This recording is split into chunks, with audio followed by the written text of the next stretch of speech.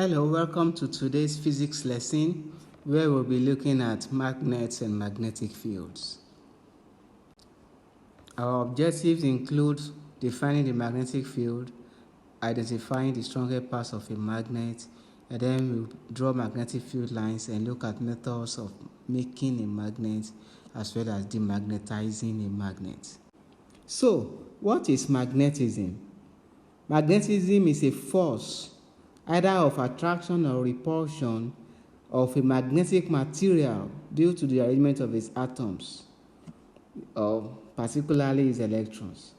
In other words, magnetism is that force that you feel when you try to bring a magnet either close to another magnet or to a magnetic material. That's basically what magnetism is. Now, what is the magnetic field? A magnetic field is that region around the magnet where the influence of that magnet can be felt. In simple terms, it is that space that surrounds a magnet where if you put a magnetic material, that magnetic material can be attracted towards the magnet.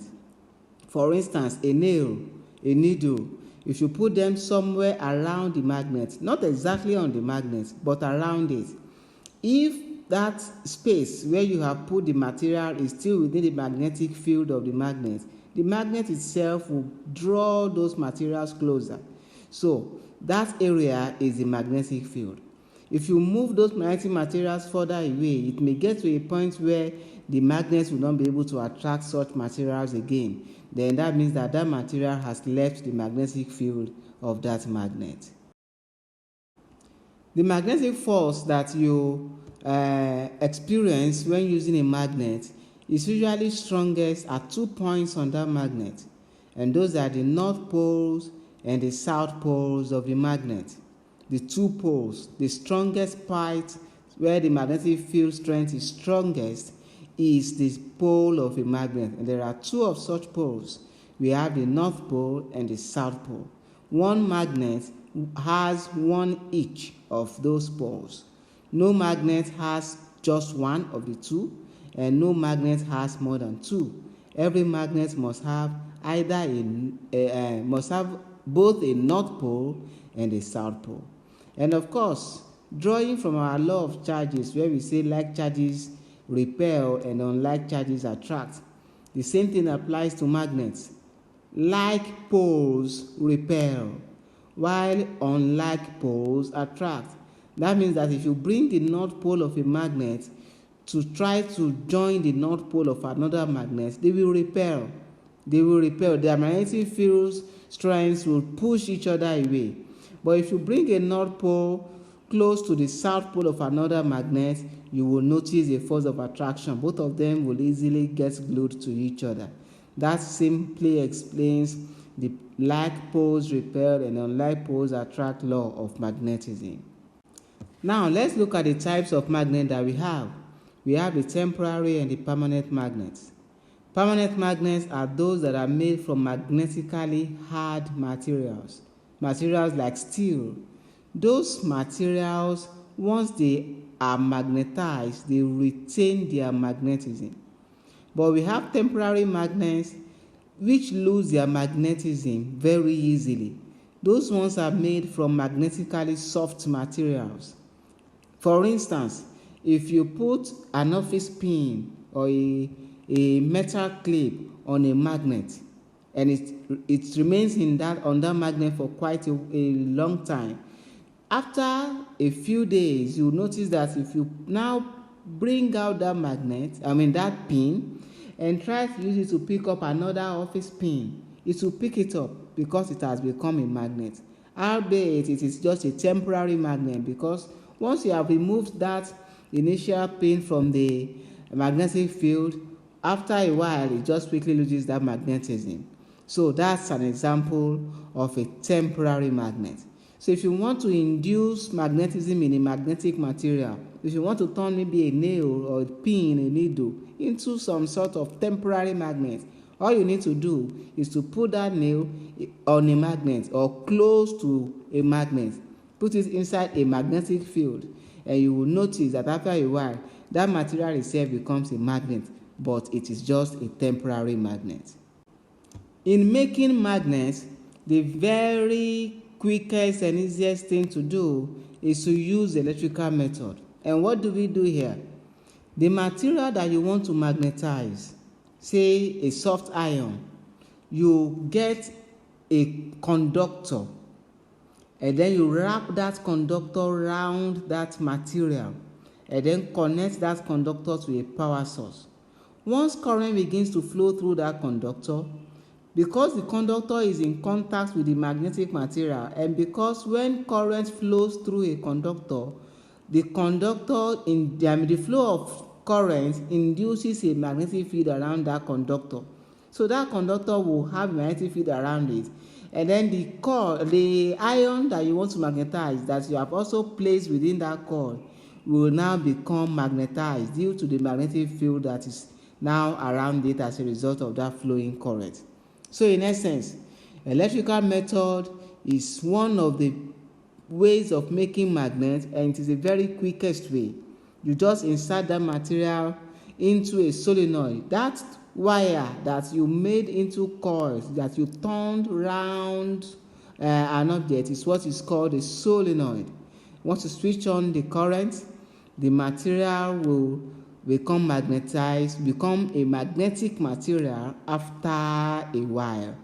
But in this case, what you will still have is just a temporary magnet, because once you stop the current from flowing and you remove that rod, it should only work for a bit of time before it loses its magnetism. So that's also a temporary magnet.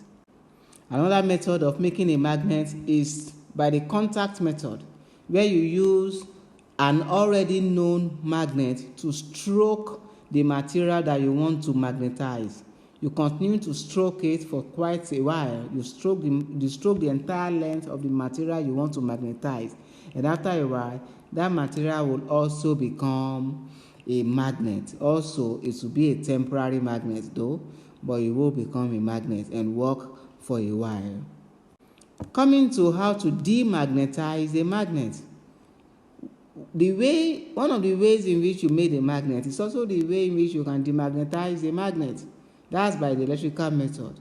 In this case, all you need to do is to have your initial setup of a solenoid with current flowing. Then after a few seconds, you withdraw the magnet. You withdraw the material, the iron that has now become a temporary magnet. You withdraw it from the solenoid to a distance away from that solenoid, so that it is no longer in that magnetic field. Once you do that, you demagnetize that magnet, because as you reverse that direction, the current makes the material to reverse its polarity many times in a second, and this will essentially demagnetize that material. Two other methods of demagnetizing a magnet are by the mechanical method. That's when you just keep hammering the magnet. You keep hammering it while the magnet is in the east-west direction. Another method is to apply heat. Extreme heat on a magnet will make it lose its magnetism. Now let's look at how magnetic fields interact with each other. As we said earlier at the beginning of this lesson, we said that like poles repel, unlike poles attract. If you look at this diagram, you'll see that the two magnets that we have in each of the diagrams have an interaction of the magnetic field of each magnet upon the other.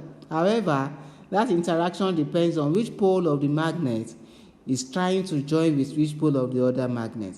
For instance, in diagram A, we can see that the north of the top magnet is being connected to the south of the bottom magnet. So you can see an attraction there. The field lines are touching. They are making contact. However, in diagram D, because the poles are both like poles, they are both south poles, then they repel. So you see that the field lines are pushing each other apart. They are more or less repelling each other. They do not want to have an interaction with each other. And that is simply because they are both like poles. So essentially, this shows you that like poles repel, unlike poles attract. Now, looking at magnetic field lines, which is what all of those red lines are, they are magnetic field lines. They simply show us the area around the magnet where the magnetic strength of that magnet can be felt. Now, they are also only theoretical. If you pick up a magnet like a bar magnet, you will not actually see any line around it, but you can still test even with a magnet by just putting magnetic materials around that magnet and see how far away from that magnet that material has to be before it leaves the magnetic field, and how far away from the magnet it has to be for it to remain within the magnetic field. So you can still be able to determine the magnetic field in practice of a magnet. So the magnetic field of magnets usually show us the shape of the magnetic field. That's what we get from the field lines. The field lines, magnetic lines of force, is also called field lines. It's also called flux lines. They show us the shape of the magnetic field. They also show us the direction. You can already see the direction here. Magnetic fields always move from the north to the south. It's always pointing from the north pole to the south pole. If you look at all the diagrams here, you see that in all cases, the arrows are pointing towards the south pole of the magnet and pointing away from the north pole. That is the direction of the magnetic field of any kind of magnet. They also show us the strength of the magnetic field, because when you see field lines coming very close to each other, being close to each other, they have a stronger field at that point. But when the field begins to get weaker and weaker, the field lines also begin to get more spaced. So when you see a magnetic field line that is more spaced from the other, you can safely conclude that the magnetic field there, even though it is still existent, it is weak. But when the field lines are close to each other, there's a strong magnetic field. Let's look at some uses of permanent magnets. The moving coil ammeter. The ammeter is a very useful instrument in physics laboratory. We use it to measure current. That ammeter works based on the operation of the magnetic field because it uses a permanent magnet in it. So the pointer in that ammeter is attached to the coil, and the coil now moves based on the scale proportional to the size of the current. This is because the ammeter that already consists of a magnetic field in it, as current flows into the coil, there's a turning effect produced. This turning effect is going to be examined in another lesson. That is where we are going to be looking at electromagnetism, and then we look at the DC motors. You'll be able to understand this turning effect more. One of the uses of permanent magnet is the moving coil ammeter. And of course, one that we all can relate with in our houses is the magnetic door that we all have on the doors of our refrigerators, or even at times on cupboards. Some cupboards have a magnetic catch that once you shut the door of the cupboard, it just stays there, it just stays shut. That is an example of an application of permanent magnets. As I said earlier, the motion produced by the flow of current, which I talked about under the moving coil ammeter, will be explained also under DC motors and AC generators, which is also where permanent magnets are used. And a very good application also is the moving coil loudspeakers, because at the core of a loudspeaker there is a very strong permanent magnet. If you have ever had to dismantle a loudspeaker, you will find a permanent magnet inside it. So thank you for today's lesson. We have come to the end of the lesson. May I remind you once again to subscribe to David Oluwadara on YouTube, because you will find more physics lessons there on different topics, varying from motion to electricity to heat. There are different topics there which will be useful irrespective of the examination you have in view. And even if it is just for knowledge, you'll still find the lessons useful. So these are assignments that you should practice, or these are some sample questions, actually, questions that you are likely to find that you need to know the answers to. So attempt them, and do not hesitate to leave a comment on my YouTube page in case you have anything you would like me to explain further. Thank you.